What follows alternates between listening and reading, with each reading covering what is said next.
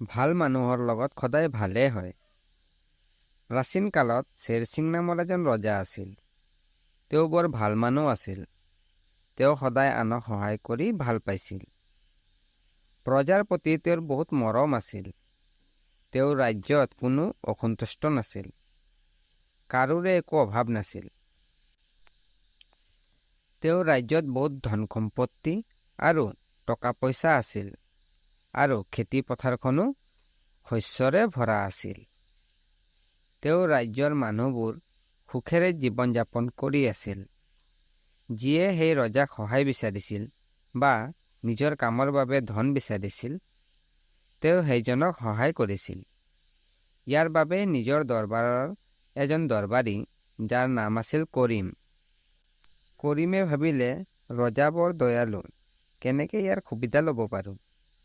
তেওঁ সেই ৰজাৰ এজন অতি বিশেষ আৰু বিশ্বাসযোগ্য দৰবাৰী হোৱাৰ কথা ভাবিলে, যাতে ৰজাই তেওঁক নিজৰ ভঁৰাল পহৰা দিবলৈ নিয়োগ কৰে।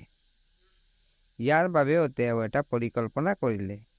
তেওঁ ৰজাৰ আশে পাশে থাকিবলৈ ধৰিলে।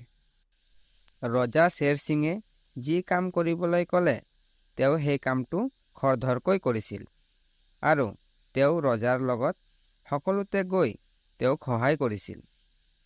এবাৰ ৰজাই তেওঁক এজন বণিকৰ পৰা পোৱা টকাখিনি ভঁৰালত ৰাখিবলৈ ক'লে আৰু কৰিমে অতি সৎভাৱে সকলো টকা ভঁৰালত থৈ দিলে।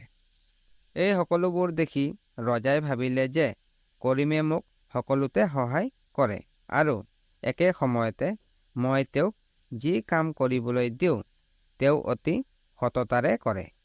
কৰিমৰ সততাত ৰজা বৰ আপ্লুত হৈছিল। কৰিমেও অনুভৱ কৰিবলৈ ধৰিলে যে ৰজাই তেওঁৰ ওপৰত আপ্লুত হৈছে। এইটোৱে তেওঁৰ পৰিকল্পনা আছিল যে এই কাম কৰি ৰজাই তেওঁক অতি সোনকালে তেওঁৰ ধনৰ ৰক্ষক কৰি তুলিব। ৰজাই কৰিমক মাতিলে। কৰিম মনে মনে খুব আনন্দিত হৈ পৰিল যে এতিয়া তেওঁক ৰজাই নিজৰ ভঁৰালৰ ৰক্ষক বনাম বুলি ক'বলৈ ওলাইছে। কৰিমে এইটো কথা ভাবি ভাবি ৰজাৰ ওচৰলৈ গ'ল। ৰজাই তেওঁক ক'লে, কৰিম, তুমি তোমাৰ কামত অতি সৎ। মই তোমাৰ ওপৰত বৰ আপ্লুত আৰু মই তোমাক মোৰ ভঁৰালৰ পহৰা দিবলৈ বাছনি কৰিছোঁ। এই কথা শুনি কৰিম আনন্দত আত্মহাৰা হৈ পৰিল। ৰজাৰ কথা মানি লৈ কৰিম ধনৰ ৰক্ষক হৈ পৰিল। ৰখীয়া হোৱাৰ পিছত কিছুদিন অতি সততাৰে কাম কৰিছিল, যাতে ৰজাই তেওঁক আৰু বেছি বিশ্বাস কৰিব পাৰে। তাৰ পিছত তেওঁ ৰাজকোষত কেলেংকাৰী কৰিবলৈ ধৰিল। তেওঁ ইটোৰ পিছত সিটো কেলেংকাৰী কৰি থাকিল, যাৰ বাবে ৰাজকোষত বহুত লোকচান হ'ল। কিন্তু ৰজা কৰিমৰ ওপৰত সম্পূৰ্ণ বিশ্বাস আছিল। তেওঁ অনুভৱ কৰিলে যে তেওঁৰ কোষাগাৰত কেলেংকাৰী কৰা আন কোনোবা আছে। তেওঁ নিজৰ সৈনিকসকলক এই কেলেংকাৰীৰ বিষয়ে জানিবলৈ কয়। সকলোৱে কেলেংকাৰীজনক বিচাৰিবলৈ আৰম্ভ কৰিলে। তাৰ পিছত কিছুদিন বিচাৰি ফুৰাৰ পিছত গম পালে যে এই সকলোবোৰ কেলেংকাৰী কৰিমৰ বাহিৰে আন কোনোৱে কৰা নাই। ৰজাই কৰিমক দৰবাৰলৈ মাতি ক'লে, তুমি বৰ বেইমান হৈ পৰিলা আৰু মোৰ বিশ্বাস ভংগ কৰিলা। নিশ্চয় শাস্তি পাবা।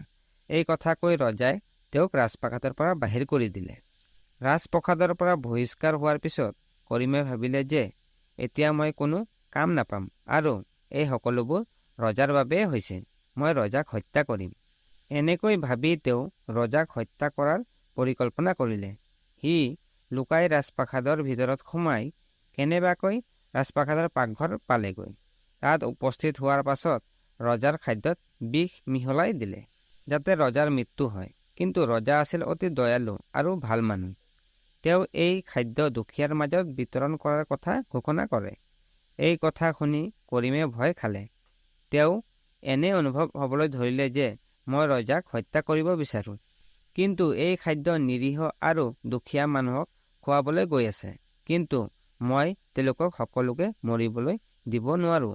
তেতিয়া তেওঁ ৰজাৰ ওচৰলৈ গৈ তেওঁক ক'লে, হে ৰজা, দুখীয়াৰ মাজত এই খাদ্য বিতৰণ নকৰিবা। ইয়াত বিষ আছে, ক্ষমা কৰিবা। লোভৰ বাবে এই ভুল পদক্ষেপ লৈছিলোঁ। এইদৰে ৰজাৰ সদ্ভাৱৰ বাবে তেওঁৰ জীৱনো ৰক্ষা পৰিল আৰু কৰিমেও তেওঁৰ আচৰণত অতিশয় আপ্লুত হৈ ৰজাই দেখুওৱা পথ অনুসৰণ কৰাৰ সিদ্ধান্ত লয় আৰু লগতে এজন ভাল মানুহ হৈ পৰিল। এই কাহিনীয়ে আমাক শিকাইছে যে যেনেকৈ শ্বেৰ সিং আনৰ লগত ভাল আচৰণ কৰি এজন ভাল মানুহ হৈ পৰিল আৰু তেওঁৰ জীৱনো ৰক্ষা পৰিল, ঠিক সেইদৰে আমিও সদায় আনৰ লগত ভাল আচৰণ কৰা উচিত, যাতে আমিও সদায় সুস্থ হৈ থাকোঁ। আজিৰ সময়ত মানুহে নিজৰ বিষয়ে ভাবিবলৈ সময় নাপায়, আনৰ বিষয়ে কি ভাবিব। কিন্তু আমি এই চিন্তাধাৰা সলনি কৰিব লাগিব, তেতিয়াহে আমি এজন ভাল মানুহ হ'ব পাৰিম আৰু আমাৰ লগত সদায় ভালেই হ'ব। যদি এই কাহিনীখন শুনি ভাল লাগিছে তেনেহ'লে লাইক এণ্ড শ্বেয়াৰ কৰি দিব আৰু যদি চেনেলত নতুন তেনে চেনেলটো ছাবস্ক্ৰাইব কৰি দিব।